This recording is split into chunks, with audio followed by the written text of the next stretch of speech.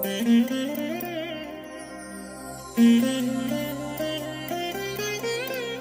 దినం పరము నుండి దిగివచ్చు మాట, ఇది నీ జీవితానికి వెలుగుల బాట, నీ ఒడిలో ఉంచబడిన దీవెనల మూట, అద్భుతాల ఆనంద ఊట.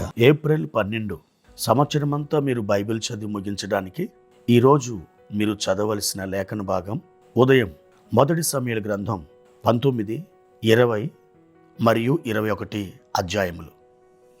సాయంత్రం లూకా సువార్త 11వ అధ్యాయము 29 నుండి 54 వరకు. ప్రభునందు నా ప్రియమైన దేవుని బిడ్డలారా, మీ అందరికీ నా వందనాలు తెలియజేస్తున్నాను. ఎలా ఉన్నారు? బాగున్నారు కదూ? ఈ దినం ఒక శుభదినముగా మీకు మారునుగాక. మీ కన్నీరు, మీ కష్టాలు, మీ ఆవేదనలు, మీ అనారోగ్యాలు, మీ ఆర్తనాదాలు అవన్నీ యేసుక్రీస్తు నామములో మీకు దూరమైపోవునుగాక. ప్రియ దేవుని బిడ్డలారా, ఈ ఉదయకాలం ప్రభు యొక్క వాక్యం మీ వద్దకు వస్తూ ఉంది. 43వ కీర్తన 5వ వచనం ఇలాగూ చెబుతూ ఉంది. నా ప్రాణమా, నీవేళ కృంగి ఉన్నావు, నాలో నీవేళ తొందరపడుచున్నావు. దేవుని యందు నిరీక్షణ ఉంచుము, ఆయన నా రక్షణకర్త, నా దేవుడు, ఇంకను నేనాయనను స్తుతించదను. ప్రియమైన దేవుని బిడ్డలారా, ఈ కీర్తనలో ఒక అద్భుతమైనటువంటి మాట ప్రభువారు తీసి అది మీకు అనుగ్రహిస్తున్నారు. అదేమిటంటే, దేవుని యందు నిరీక్షణ ఉంచుము.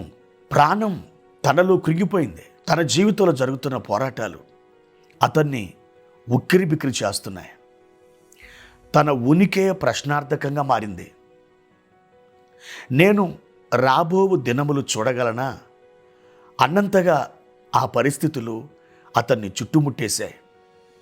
ప్రాణం కృంగిపోయింది. వేదన ఎక్కువైపోయింది. తనలో ఒక తొందరపాటు కలుగుతుంది. అయితే దేవుని ఆత్మ అతనిని దేవుని యందు నిరీక్షణ ఉంచునట్లుగా నడిపిస్తున్నాడు. ప్రియ దేవుని బిడ్డలారా, ఇటువంటి పరిస్థితుల్లో మీరైనా నేనైనా చేయవలసింది ఇదే. అది ఎంత భయానకమైన యుద్ధమైన కావచ్చు, పెద్ద పోరాటమైన కావచ్చు, నీవు ఎక్కలేని ఎత్తైన కొండలైన కావచ్చు, నీకు అసాధ్యమైనది నీ ముందర నేను సవాల్ చేస్తుండొచ్చు. అయితే దేవుని బిడ్డ, నీవు దేవుని యందు నిరీక్షణ ఉంచినట్లయితే నీ నిరీక్షణ తప్పకుండా దేవుడు సఫలం చేస్తాడు. నీ నిరీక్షణ ఎన్నడూ భంగము కాదు. ముందుగతి రానే వచ్చును, నీ ఆశ భంగం కానేరదని సామెతల గ్రంథంలో మనం చదువుతాం.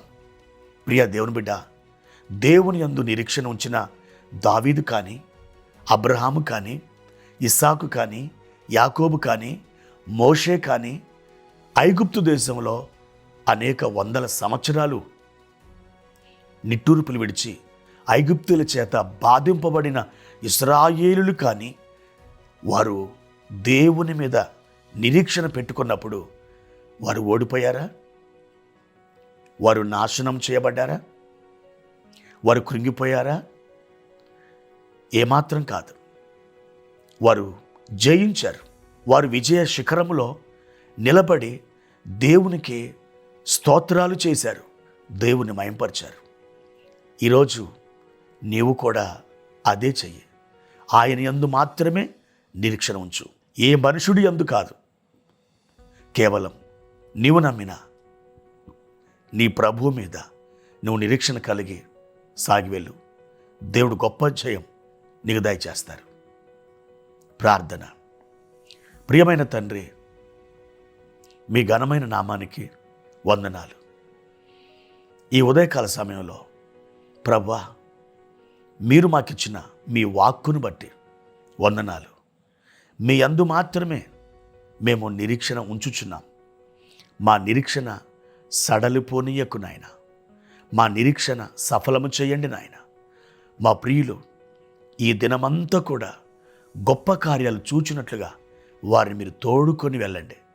మా నాయన, ఇదొక ఆనందించు దినముగా, మిమ్మల్ని స్తుతించే దినముగా మార్చుమని యేసు నామములో అడుగుచున్నాను తండ్రి. ఆమేన్.